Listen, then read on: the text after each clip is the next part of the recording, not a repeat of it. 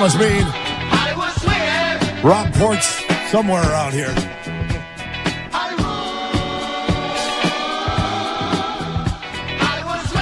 Let's bring him on. Call us Forum Communications. And also owns SailingBlog.com. And he's got all Hollywood on us now with that podcast of his, Plain Talk. Listened to by millions. Yeah. Let's be careful. Let's be real careful there. That's hundreds of thousands. No, not yet. No, it's not yet. It's getting really good response. It is. I'm really happy with it. It's been great. People have been leaving ratings on iTunes, which has been great. That's important for podcasts. Like all the different algorithms out there. If people rate and review it, it helps. It makes the different services like iTunes or whatever, Apple Podcasts, I guess they're called now. It makes them want to. They recommend your podcast more often, and it's been really good. I have been happy. It's surprising how many people listen to it from all over the state too. I mean, our company is based out of Fargo. Obviously, we have newspapers across the state, but it surprises me how many listeners are from Western North Dakota too. I mean, it's all over. So it's been really good. It's been a lot of fun. I've been enjoying doing it. I'm going to be interested to see how many handfuls of people watch my new TV show started June 2nd. Oh, I can't wait for that. Oh, come on. You're going to knock it out of the park. Your ride stuff has been great. I'm not even a car guy, Jay, and I watch every one of those videos. They're great. I mean, they're very engaging. Even for somebody like me who has a passing interest in cars. Mm-hmm. Well, I appreciate that, man. I'll tell you though, dude. It's Cody Rogus and the whole crew up there. I mean, these guys they know how to put this stuff together and just make it look phenomenal. And folks, if you don't know, my show Rides is going to television. It'll be a 10-episode season. There'll be half-hour shows, and they will run. Now, believe it or not, it's going to run at 10:30 Sunday evening, right after the news. That is like a primo, huge time slot for viewership. So right after the news at 10:30 on Sundays, starting June 2nd, a 10-week run, Rides the TV show. So looking forward to it. Well, we're going to need something to watch. I mean, now that Netflix is raising their subscription rate, again, we're going to have to cancel and find something else to watch. So what is now that they raised it, what is Netflix now? $3 a month?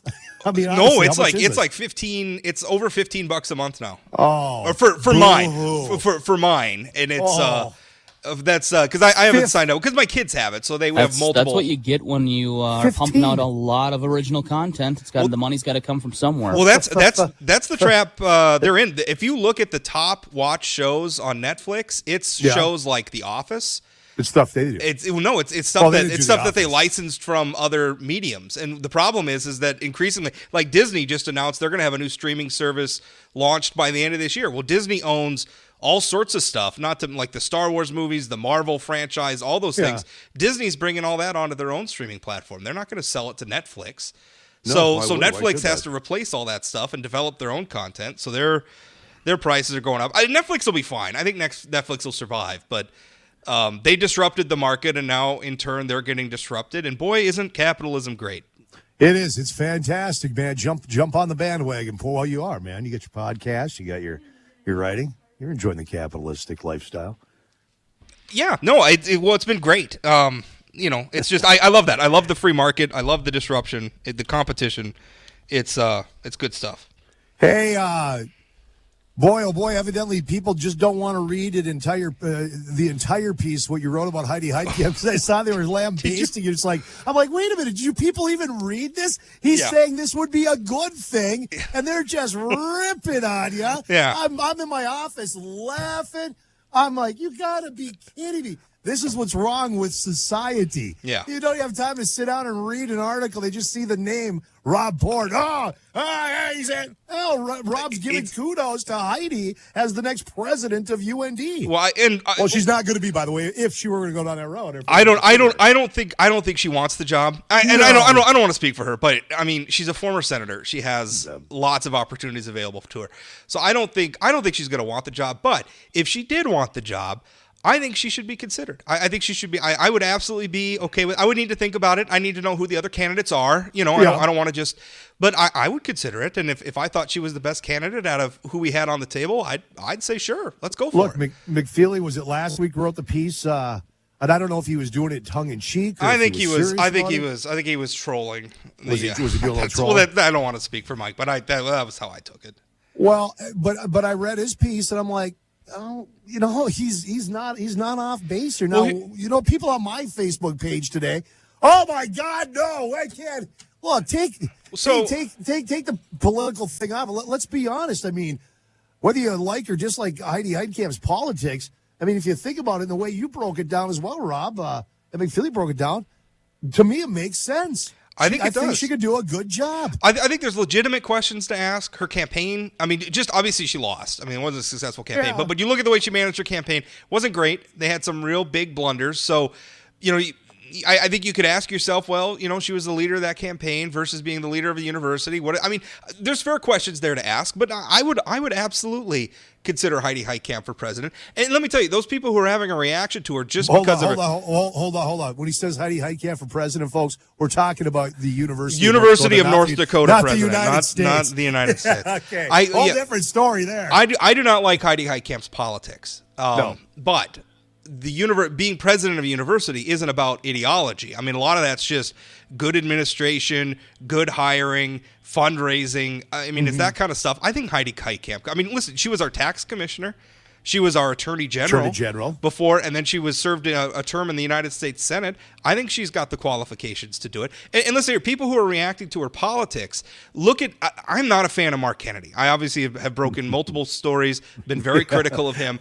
But I look at what's going on in Colorado right now. A lot of the reasons they don't like him there are because he was a Republican member of Congress. And they're going back and they're looking at his voting record. Oh, he was a conservative, he's a right-winger, he's an extremist, et cetera, et cetera. That's wrong. I don't think that's right at all. So now he can't be president of the University of Colorado because he was a Republican. But that's the world we live in. But if you feel that, and if you feel that's wrong, right? Republicans out there feel that wrong. Then how can you say, well, Heidi Heitkamp can't be the president of the University of North Dakota because she was a Democrat or is a Democrat? I don't. I mean, to me, that's hypocrisy. No. Ed Schaefer, do you think he's got any interest in it? Not full time. He's actually on the record. He says he would do another interim gig. I saw that. But he also said, I'm 72 years old. UND needs somebody who's younger and who's willing to make a longer term commitment. Because if he makes a 10-year, I mean, he's going to be working into his 80s. I think Ed's put in his time.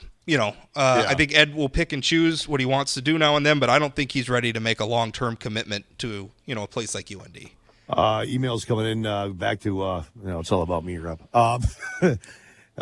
Jay, will we be able to watch Rides, the show on WDAY, or is it going to be on the WDAY Extra? Hopefully for me, it'll be on the main station as I have DirecTV and don't get Extra. It's on all four of the ABC networks here in North Dakota. So whether you're here, you're out west, wherever, it's not on the Extra. It's on the actual ABC channels. So, all right, Rob, let me take a break, come back. I want to talk, what is going on? What's the latest with the funding for the Roosevelt Presidential Library / Museum? Are they screwing things up out there in Bismarck, buddy? No. This time of session, everything's so fluid, it's hard to say definitively anything that's going to happen. But, I know you and I disagree over whether or not we're going to fund the library. You're for it. I've always been for it. I think it's because number one, I think it's a good investment. I think we're going to get our money back on it with tourism. It's going to take a while. But it's not. People think library, like your local library. It's a damn museum. No, we would be putting up. It's a full on attraction. What they're planning. It's a big deal. No. What they did with the bill though is there's some stuff going on where they may have some constitutional issues. The way the Senate did it. Now I think they may be on their way to fixing it, but we'll find out. Let me break it. We'll talk about that when we come back. And you can jump in. You're more than welcome to be part of the conversation anytime. 293-9000. Toll free 1-888-970-9329. My email studio talk@wday.com. You can also text the show. Make sure you're doing it safely. Just text talk at WDAY. It's that simple. 346 or 246 more. Rob, before we come back, Jay Thomas Show.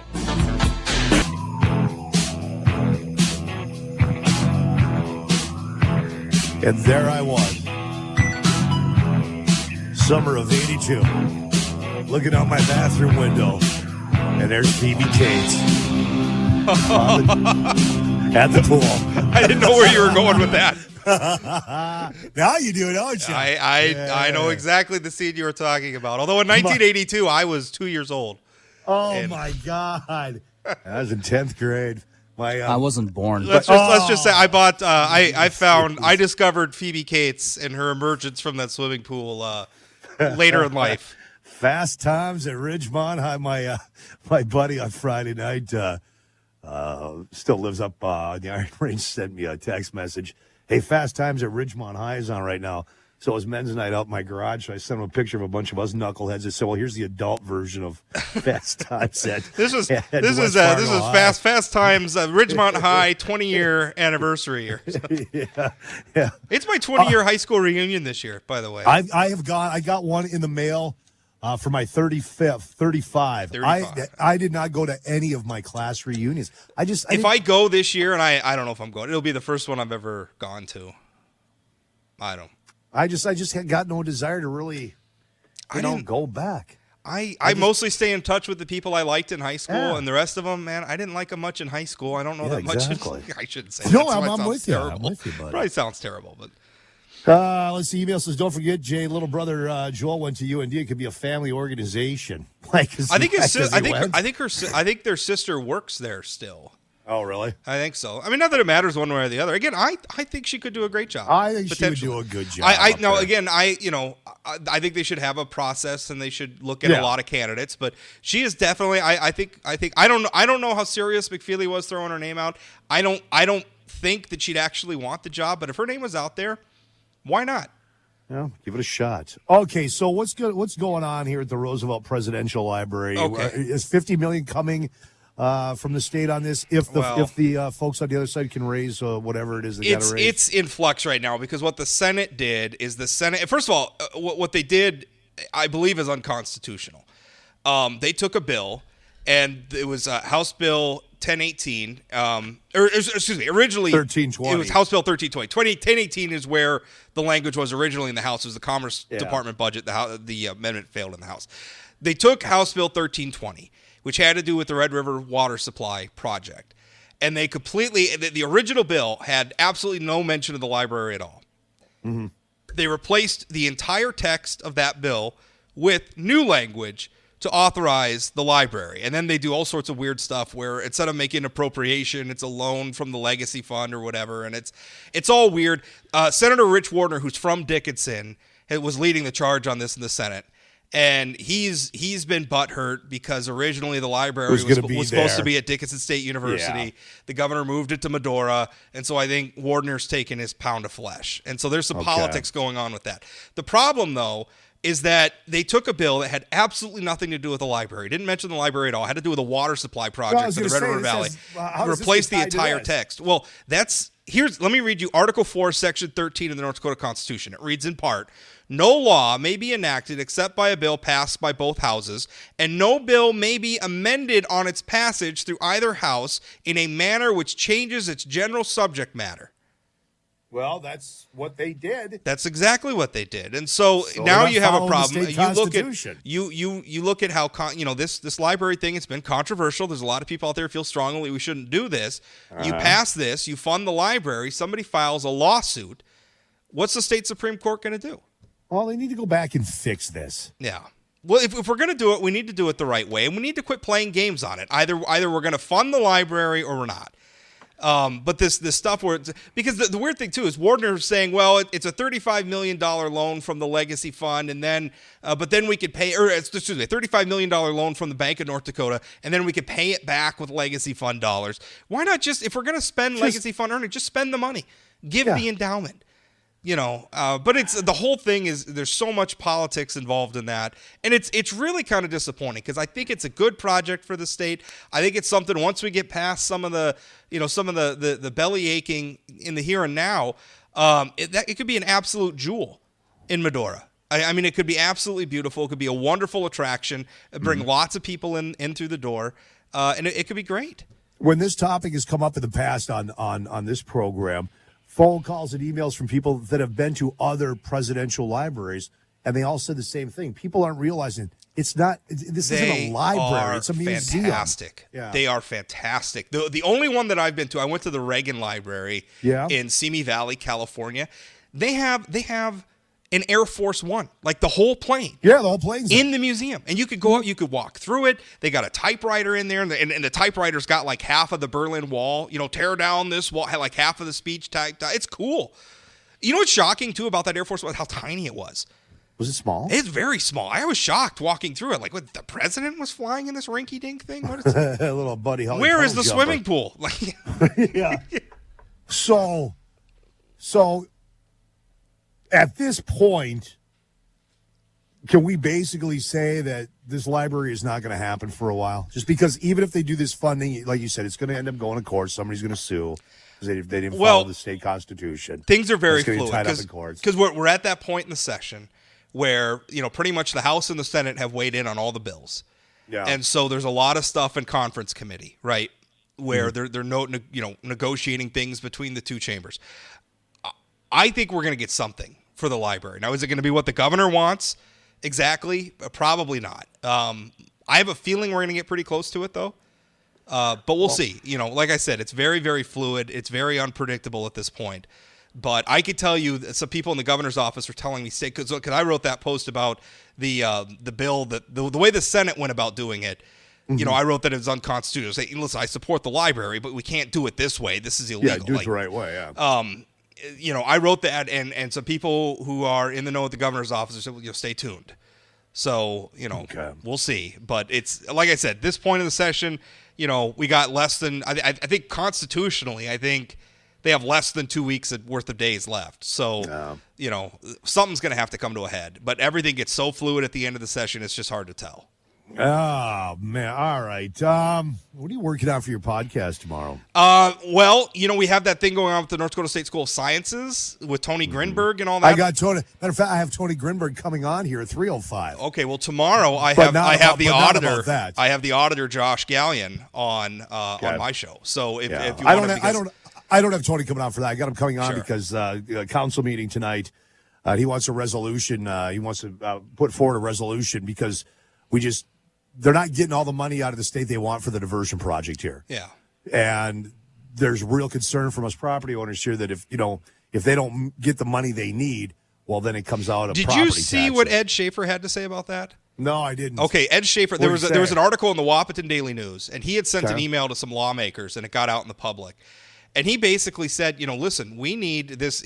He wants the legislature to appropriate some money to look at some cost efficiency in this program. He's concerned that a lot of the cost overruns are just out of control, and they are. And he's saying that it may not matter how much money the legislature gives, that they may end up tapping into that special tax district anyway. Was his argument. Basically all of us. And this is a former governor. I mean, he was governor during the smart man. Was it the 97 flood?